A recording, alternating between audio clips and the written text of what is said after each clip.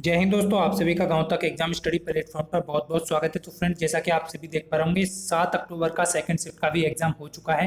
Video देरी से आया इसलिए क्षमा चाहूंगा। तो फ्रेंड्स, आप सभी देख पा रहे होंगे 100% रियल क्वेश्चन लेकर के आ रहा हूँ आप सभी के लिए। काफ़ी मेहनत कर रहा हूँ क्योंकि फ्रेंड्स आप सभी देख पा रहे होंगे जो भी स्टूडेंट्स ने यहाँ पर क्वेश्चन भेजे उन सभी का बहुत बहुत धन्यवाद कहना चाहूँगा फ्रेंड्स।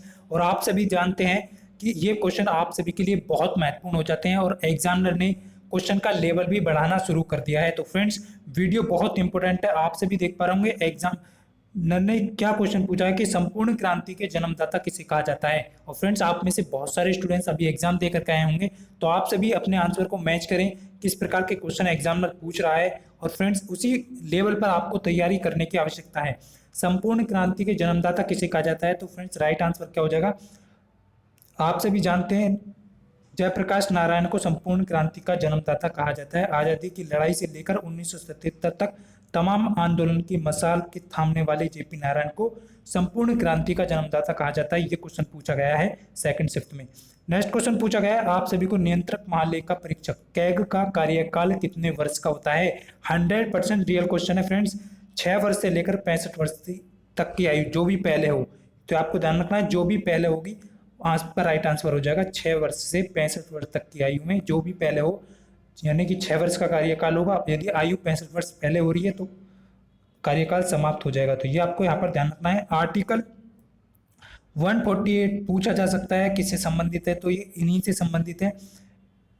राष्ट्रपति इनकी नियुक्ति करता है, ये आपको यहाँ पर ध्यान रखना है। नेक्स्ट क्वेश्चन है पूछा गया, भाई साहब देखो आप सभी के लिए बहुत ही इंपॉर्टेंट हो जाता है निष्कर्ष, कथन निष्कर्ष से संबंधित 2 प्रश्न पूछे गए हैं। और मैं आप सभी को प्रोवाइड इसलिए नहीं कर पाया हूं क्योंकि स्टूडेंट्स कथन और निष्कर्ष ये बताए हैं केवल क्योंकि उनको डाटा याद नहीं है। तो फ्रेंड्स, यहाँ पर कथन निष्कर्ष से संबंधित क्वेश्चन 2 पूछे गए हैं, इन पर भी आपको फोकस डालने की आवश्यकता है।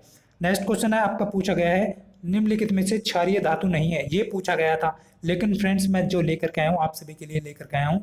आप अपने यदि आप इनको याद कर लेंगे तो आप अपने आप ही ऑप्शन में से क्षारीय धातु नहीं है उसका चूज कर पाएंगे।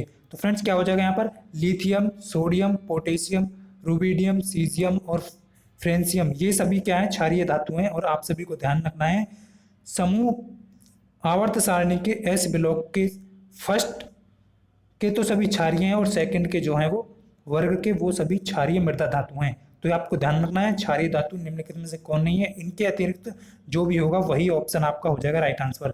नेक्स्ट क्वेश्चन पूछा गया है फ्रेंड्स, बहुत ही आसान प्रश्न है और लॉजिकल यहाँ पर आपको लगाना है किस प्रकार से। तो यहाँ पर रीजनिंग का ये क्वेश्चन जैसा कि उन्हें याद रहा है उसी के आधार पर उन्होंने बता दिया है, Z x you Q L प्रश्नवाचक चिन्ह के स्थान पर कौन सा आएगा यहाँ पर। तो फ्रेंड्स यहाँ पर सीरीज देख लेते हैं किस प्रकार की सीरीज है।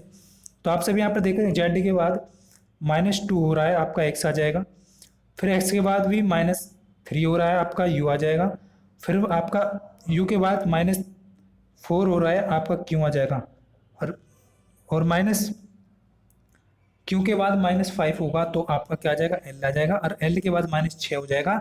तो 12 एल होता है आपका, -6 कर देंगे तो आपका राइट आंसर एफ हो जाएगा। एफ आपका 6 होता है इसलिए राइट आंसर आपका एफ हो जाएगा। फ्रेंड्स ये क्वेश्चन भी पूछा गया है लेकिन यहाँ पर क्या है, थोड़ा कंफ्यूजन है। वो कह रहा था आरबीआई की स्थापना से संबंधित प्रश्न था, लेकिन फ्रेंड्स आरबीआई की स्थापना से संबंधित है तो आप सभी को ध्यान रखना है 1 अप्रैल 1935 को कोलकाता में आरबीआई की स्थापना की गई थी। अब फिलहाल में इसका हेडक्वार्टर मुंबई में है, ये आपको ध्यान रखना था। शुरुआत में भी पूछे हेडक्वार्टर कहाँ था, तो कोलकाता था, ये आपको यहाँ पर ध्यान रखना है। जलाशय से संबंधित प्रश्न पूछे जा रहे हैं, 2 से 3 प्रश्न शिफ्ट में पूछे गए हैं सेकंड शिफ्ट में, तो ये आपको ध्यान रखना है। जलाशयों को रट डालिए आप सभी, जलाशयों से संबंधित जितने भी प्रश्न बनते हैं उन सभी को कर लीजिए। जलाशय से संबंधित 2 से 3 प्रश्न पूछे गए हैं सेकंड शिफ्ट में। नेक्स्ट आपका जर्मनी के संविधान से संबंधित प्रश्न पूछा गया है।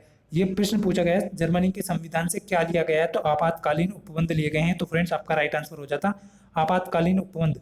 नेक्स्ट क्वेश्चन पूछा गया इस प्रकार का, रेशो दिया गया था फ्रेंड्स लेकिन इसका डाटा अलग है, आप सभी देख पा रहे होंगे, लेकिन आधार बेस वही है आपका।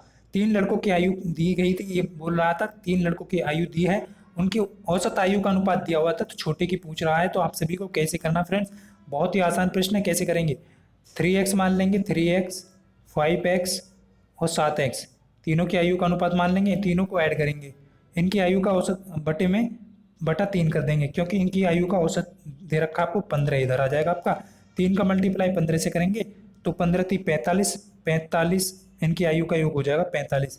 3x plus 5x plus 7x बराबर आपका 45। इनकी आयु का योग आपको निकल के आ गया 5 और 3 8, 8 7 15, 15x बराबर हो जाएगा आपका 45। और 15 से 45 को काटेंगे 3 बार जाएगा, x का मान 3 आ गया। अब सबसे छोटी की पूछा है तो सबसे छोटी में आपको मान रख देना है, सबसे छोटा 3x है और x का मान यदि आप 3 रखेंगे यहाँ तो 3 3 9, छोटे की आयु 9 हो जाएगी। तो इस प्रकार से बड़े छोटे बीच वाले की आप निकाल सकते हैं।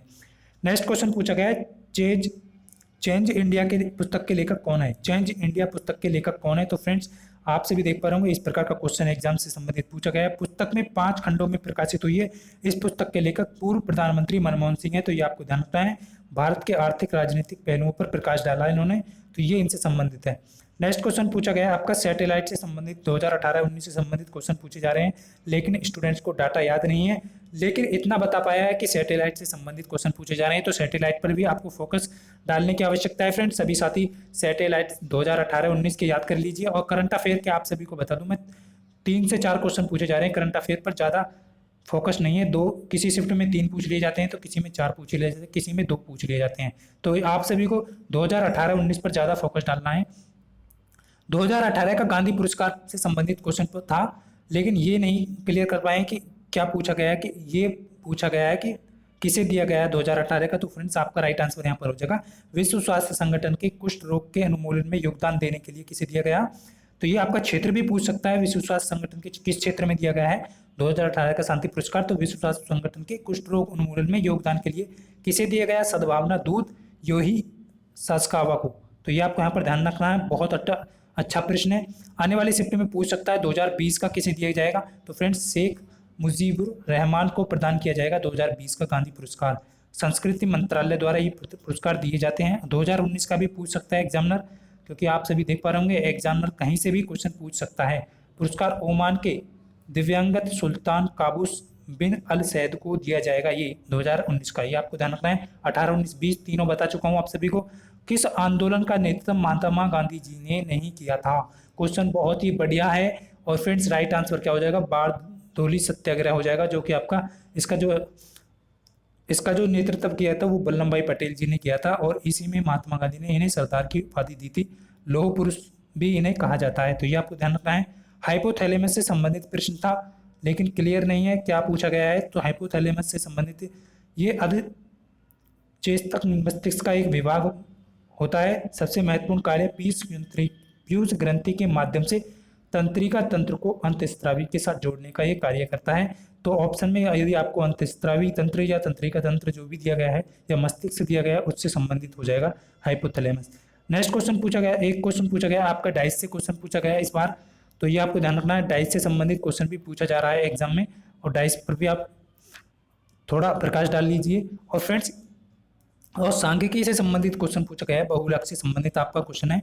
तो आप सभी यहाँ पर कमेंट करके जरूर बताएंगे कि देख पाता हूँ कितने स्टूडेंट्स इस क्वेश्चन का राइट आंसर दे पाते हैं। बहुलक निम्नलिखित में से कौन सी संख्या बहुलक है? तो फ्रेंड्स यही सारे क्वेश्चन एग्जामिनर ने पूछे हैं, और सेकंड शिफ्ट का सारा क्वेश्चन जो भी स्टूडेंट्स ने प्रोवाइड किया है, मैथ का क्वेश्चन ज़्यादातर स्टूडेंट्स प्रोवाइड नहीं कर पा रहे हैं, तो उसके लिए क्षमा चाहूँगा फ्रेंड्स। तो आप क्या है, आप बेस जान लीजिए किस प्रकार के एग्जामिनर क्वेश्चन पूछ रहा है, और तैयारी करते रहिए निरंतर। आने वाली शिफ्ट में यदि आपका एग्जाम है तो आपको वीडियो के डिस्क्रिप्शन में लिंक दिया है, वहाँ पर आप क्वेश्चन सेंड कर सकते हैं। तो फ्रेंड्स यही सारी जानकारी आप सभी को देनी थी। मिलते हैं नेक्स्ट वीडियो में, तब तक के लिए सभी को जय हिंद, वंदे मातरम।